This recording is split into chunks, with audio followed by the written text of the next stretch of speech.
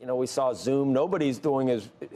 They're not doing as well as they used to, but they may be doing well again if we close again. So it's a tough calculus to make. I don't know when everything stops keying off of the pandemic, and I could see where eventually, even though these variants might come and go and vaccines come and go, we may actually get to a point where we're just dealing with it, and we don't talk about it as much in terms of what happens to the stock market. Kevin, do you think?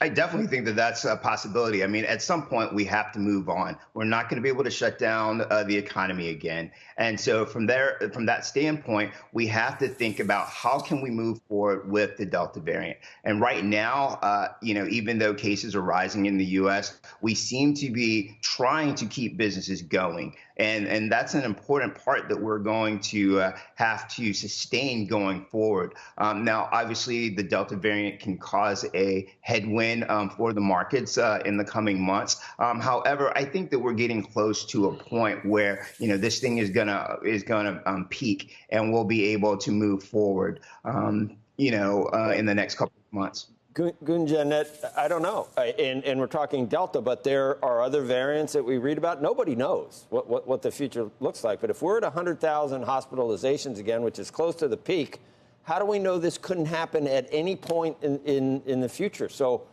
in March, it'll be 2 years. It was supposed to be, remember we were going to reopen for Easter? Do you remember that? That didn't happen. So I don't know how, sooner or later, we're going to have to say the world is going to have to somehow deal with COVID without going to zero on cases. Investors I've been speaking to are still closely focused on the Delta variant, and it remains a key headwind to this economic recovery.